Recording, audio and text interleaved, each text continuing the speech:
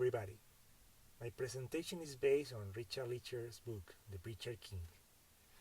Martin Luther King is considered one of the greatest orators and preachers in American history, and therefore deserves our attention, not only for his preaching itself, but for its effects.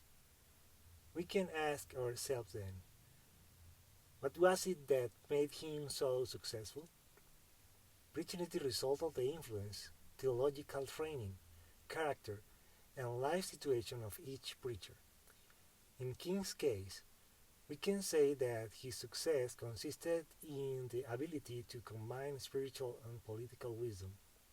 His message was intended to bring God's justice to the African American population. His intention was to redeem the soul of America through his Christian tradition. That is why he transferred the Judeo-Christian themes, such as suffering, liberation, justice, and love, from the pulpit to the public policy. Surrounded. King received his Christian heritage from the tradition of the African American Baptist Church, where he was trained as a preacher. From the liberal theological tradition, he received his training as an American religious activist. At 13, he already denied the bodily resurrection of Christ, but preferred to dedicate himself to the noble moral and ethical ideal. Apprentice to the Word. In his first preparation in the Baptist Church, he faced two dialectically opposing realities: slavery, segregation, and poverty, in the face of God's purpose for the world. The Ebenezer Church practiced fighting for blacks in Atlanta for 3 generations. His grandfather and great-grandfather, called the Sustainers, ministered to people's needs but did not attempt to revolutionize their living conditions. King learned from them the need to affirm the dignity of the oppressed. There was also a tradition of reformers who wanted to use Christian resources to liberate the race. They knew how to translate congregational and charismatic power into political clout. King identified with the reformers who spoke of religion and social justice. As a reformer, he astonished his people with the word of deliverance. Among them was Benjamin Mays, William Holmes Borders, Sandy Ray, Gardner Taylor, Pius Barber, from whom King learned the importance of trustworthiness in the work of communication between the races and the skillful deployment of the thesis, antithesis, and synthesis in the organization of a sermon. And his father. From them he inherited his prophetic range more than from the Hebrew prophets. These reformers belonged to the liberal tradition, and it was at Grosser Seminary and Boston University that he was influenced by the philosophy and theology of Marx, Thoreau, Freud, Rauschenbusch, Gandhi, Niebuhr, who questioned optimism in human nature without giving up to the fight for justice, and Tillich. It was his studies that encouraged and intellectually empowered him and led him to his final conviction that people are meant to be free and to live in harmony with one another. Liberalism did not connect with the suffering and slavery of the black church. However, it is noted that it was deeply involved with the Western intellectual tradition and absorbed its vocabulary and values, which he then applied to his discourse and the aspirations of his people, especially what is related to the infinite dignity of the human personality and the essential unity of freedom and the human spirit. In Boston, he learned that Jesus' personality considered the supreme thing in the universe. Jesus considered everybody somebody.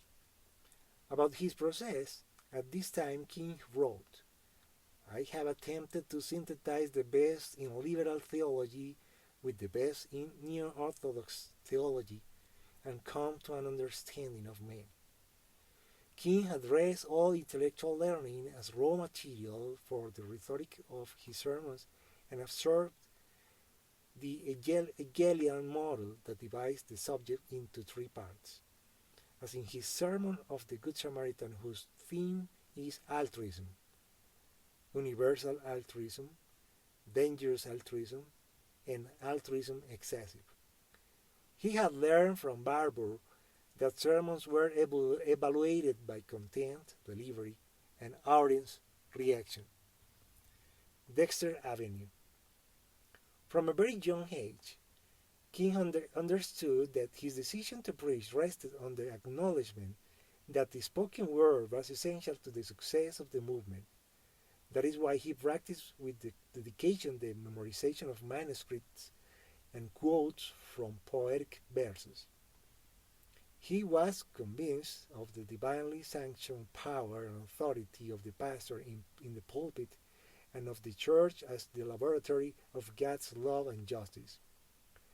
The following characteristics are noted in his sermons: the integration of civil guarantees and prophetic vision, the intuitive identification with the weariness and rage of people, the sensitivity to the historical hour, and the technical skill in manipulating rhetorical formulas.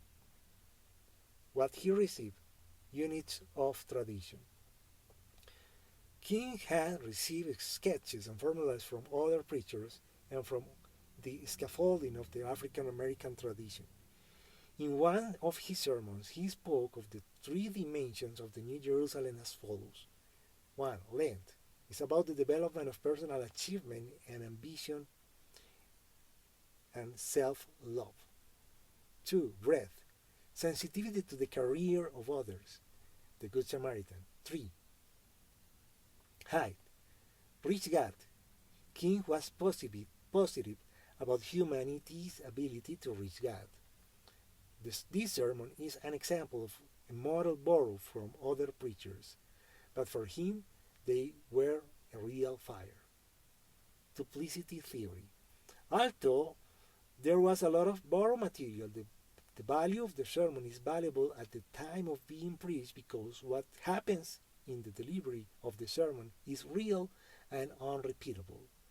Ideas, phrases, outlines, or fonts can be used, but that does not change the result of the sermon.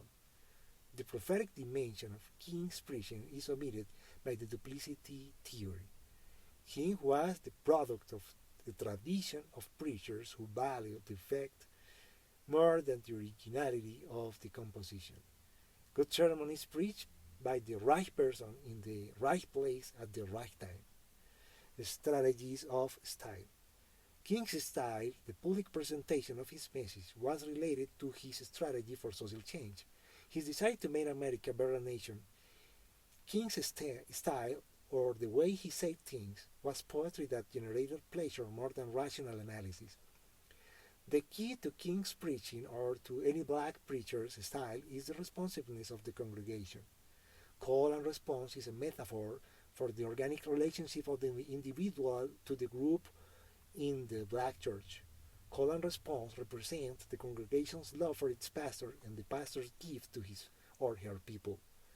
King's style of preaching draws attention to the potential conflict between pleasure and prophecy that is present in religious discourses. Repetition was an essential ingredient in King's sound. King's style strategy rested on identification with his people and confrontation. The three rhetorical strategies. King's style rests on three rhetorical strategies.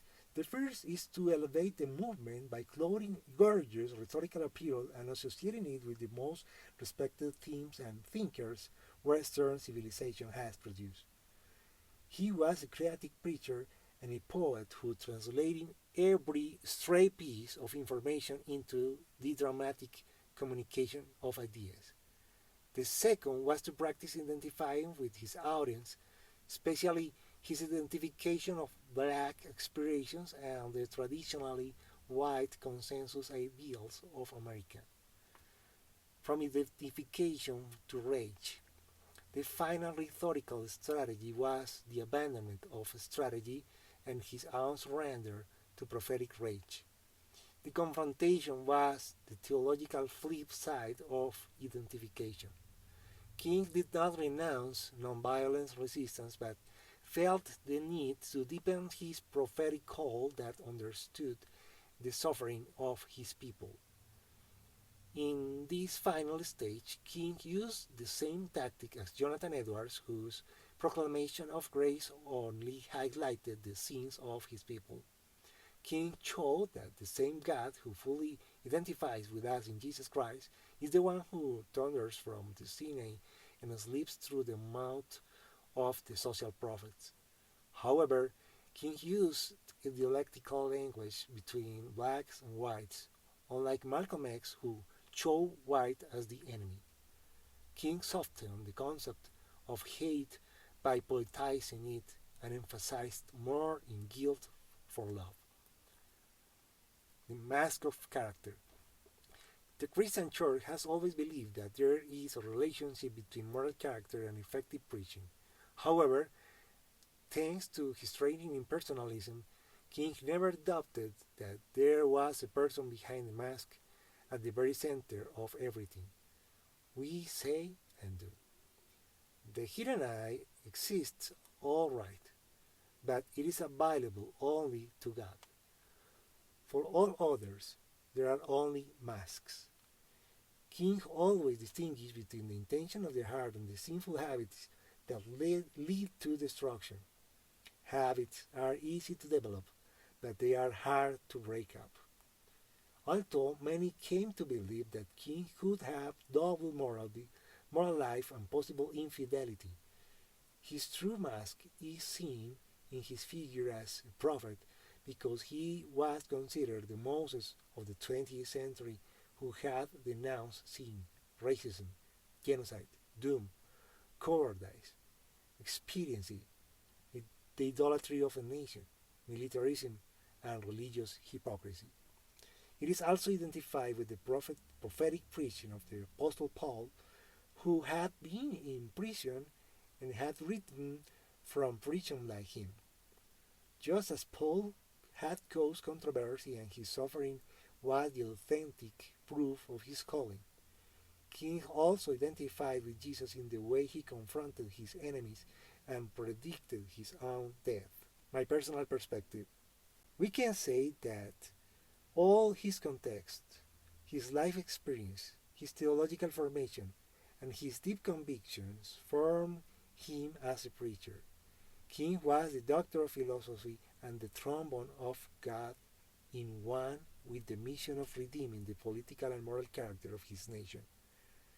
It can be said that no one can claim to be a preacher like King, because his personal, racial, cultural, and spiritual circumstances are unique and unrepeatable, and that his entire academic training served only as means to the central cause of his entire life, his fight for the civil rights of the African American people.